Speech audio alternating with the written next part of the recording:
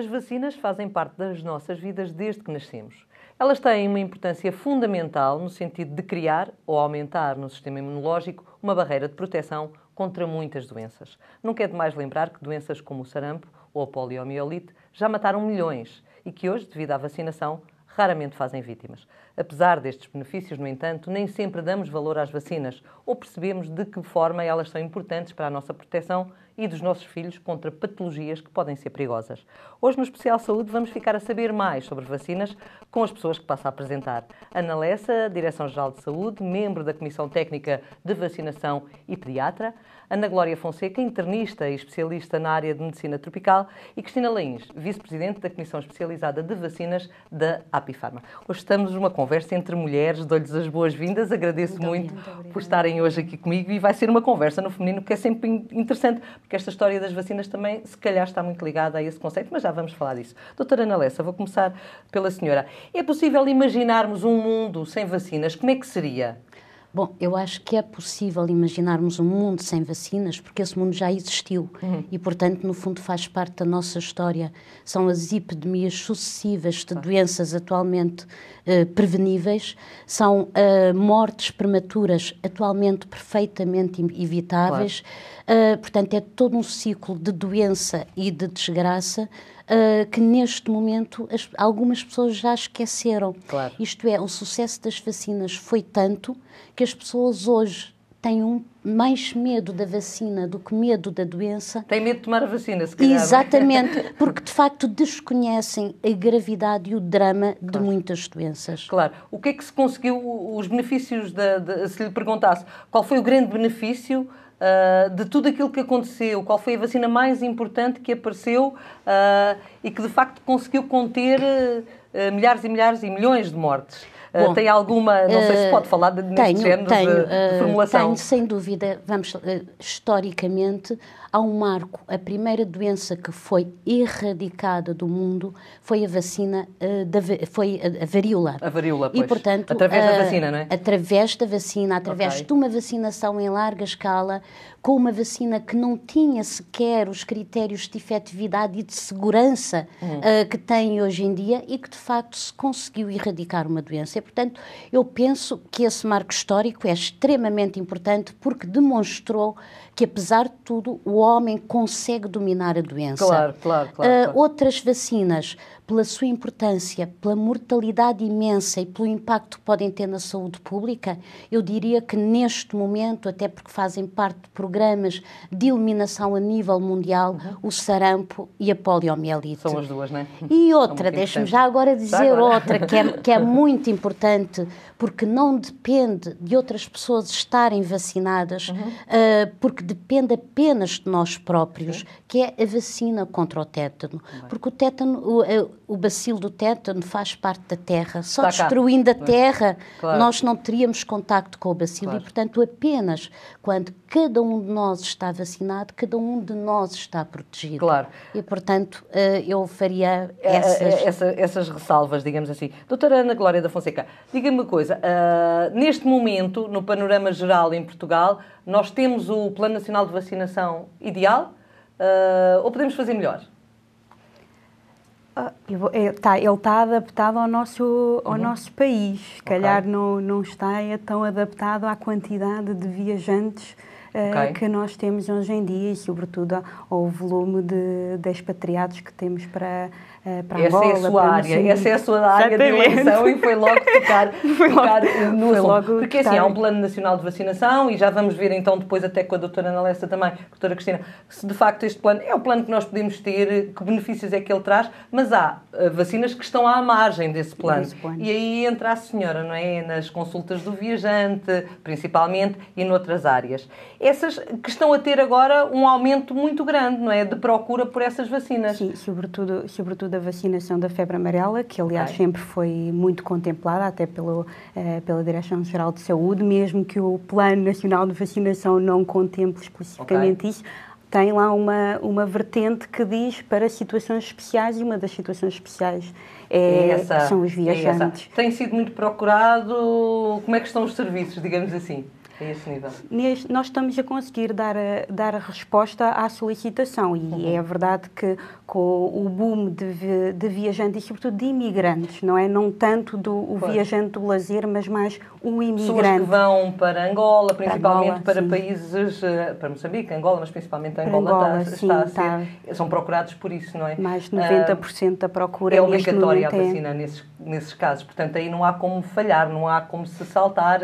Não, tem que ser feita a vacinação obrigatoriamente. Que benefícios é que tem esse género de vacinação? Para que é que as pessoas, isto para quem nos está a ouvir e que não tem ligação nenhuma ao tema, porque é que é importante que vacinas e que doenças é que as vacinas previnem? Essas que se tomam antes de se partir para esses locais. A vacinação internacional tem duas funções muito interessantes. Uma delas é a proteção individual do viajante. Enquanto pessoa, quando se dirige para estes destinos, tem uma série de vacinas que pode ser feita. A mais paradigmática é realmente a vacinação da febre amarela, e que dão uma proteção muito importante, são de facto muito eficazes em proteger o viajante. E tem a outra função super importante, e isto em termos internacionais e na era global em que nós estamos, é que estas vacinas previnem a disseminação internacional das doenças. Porque isso poderia dizer, uma pessoa que fosse, por exemplo, a Angola 2 ou 3 anos, quando regressasse, não tomasse essa vacina, poderia trazer o bichinho, digamos assim, e espalhá-lo por aí. Seria isso, é isso que me está a dizer. Na febre amarela não especificamente, mas outras, não é? Isso portanto, todo o cuidado é pouco a ter a esse nível. E isto é um aumento das vacinas que se calhar nos faz, doutora Ana Lessa, e vou, antes de passar à doutora Cristina, volto assim, se calhar nos faz pensar numa coisa, é que de facto muitas vezes não damos o valor às vacinas que elas merecem, mas se calhar agora, por estas obrigações, se calhar temos de voltar a dar mais importância, não é? Vamos lá ver. O Estatuto das Vacinas em Portugal não é o único e absoluto Programa Nacional de Vacinação. O Programa Nacional de Vacinação é um programa que contém e que engloba as vacinas consideradas de primeira linha para as pessoas que estão em Portugal. Claro. Portanto, é um programa que é universal e gratuito e que, de facto, engloba aquelas que em Portugal, neste momento, são 12.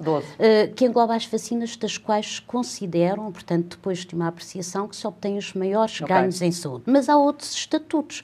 A vacinação dos viajantes está num outro estatuto. O Regulamento Sanitário Internacional apenas exige a vacina contra a febre amarela. No entanto, para os viajantes e em função da epidemiologia de cada zona para onde se desloca, porque não pensemos que só há vacinas, que é importante quando se viaja para a África ou para a Ásia, podemos cair mas também nessa tentação, é muito importante algumas vacinas para quem viaja para a Europa.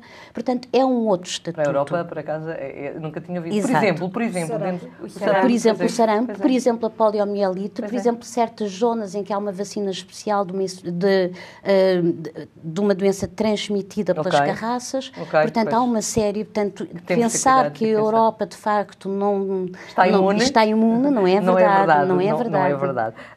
Gostaria, em todo caso, que...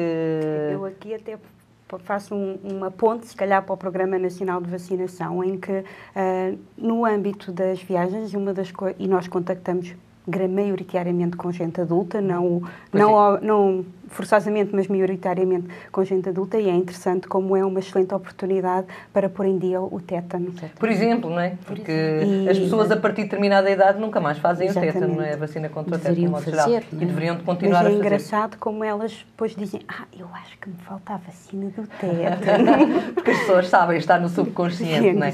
Doutora Cristina, damos pouco valor às vacinas, não é? Este conceito de que, de facto, aquilo que é adquirido e que é gratuito para o cidadão, à partida, não tem valor, acabou por se vincular nesta história das vacinas. E não é assim, não é? Quer dizer, as vacinas têm toda a importância que é possível dar-lhes, não é? Sim, tem imensa importância, como já referiu a doutora Ana Lessa, e realmente acho que nós temos um programa nacional de vacinação bastante completo e a nível dos melhores do mundo, eu não tenho orgulho em dizer isso, e mesmo não só em termos de vacinas que estão incluídas no Programa Nacional de Vacinação, mas também com as elevadas taxas de cobertura que nós conseguimos atingir nos jovens e até na idade adulta. Não sei qual é que é a taxa de cobertura do tétano, mas penso que também deverá ser superior aos outros países. Portanto, nós temos uma tendência e uma cultura de vacinação, que eu acho que é excelente, e somos realmente apontados como um dos países... Não lhe damos valor, não é? Não lhe damos valor, eu acho mas fazemos as como vacinas, é gratuito e as pessoas tomam isso como um dado adquirido, como referi há pouco, eu penso que... Acho que realmente acontece isso, portanto, não... Acabamos por não dar o valor que de facto a vacina merece. Diga uma coisa, esta questão pode ser para qualquer uma das três que me saiba responder. A vacinação em Portugal é cara, ou seja, nós falamos muito que há falta de dinheiro, não é? Portugal não tem dinheiro e que estamos a viver uma crise que é real e uma crise que não é só em Portugal que se vive, há noutros países. Portanto, neste panorama, vacinar é caro ou não está em causa essa questão? Eu penso... Eu, do ponto de vista médico, posso dizer que, de facto, que vacinar não é caro, tendo em atenção tudo aquilo que se previne. Portanto, o valor que se aplica na vacinação é muito inferior ao valor, às vidas perdidas sem vacinação.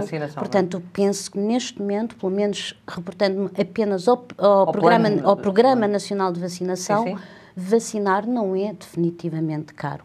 Começa a ser cada vez mais... A evolução tecnológica traz-nos vacinas mais caras. O primeiro PNV tinha vacinas que, de facto, eram... O Programa Nacional, o primeiro Programa Nacional de Vacinação de 1965 era definitivamente um programa muito barato, porque tinha, tanto vacinas que eram, na altura, muito baratas. Depois, com a evolução tecnológica, nós queremos dar cada vez menos picadas aos bebés, mas vaciná-los contra mais doenças, porque queremos protegê-los. Portanto, todas essas vacinas combinadas, a evolução tecnológica, algumas vacinas que implicam processos de conjugação com proteínas para serem eficazes em bebés pequeninos, tudo isso, de facto, encarece, obviamente, as vacinas. Mesmo assim, comparativamente com as doenças que protege com as vidas, eu penso que continua a ser barato. Doutora, queria dizer qualquer coisa sobre este assunto também? Eu ia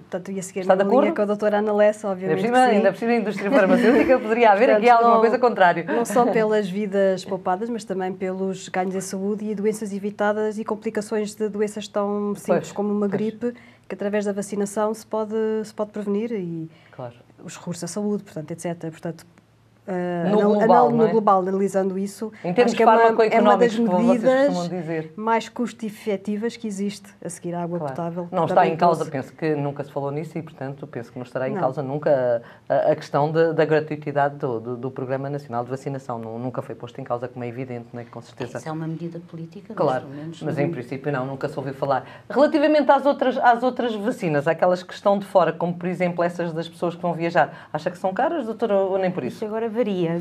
Há umas que são um bocadinho mais puxadinhas do que outras.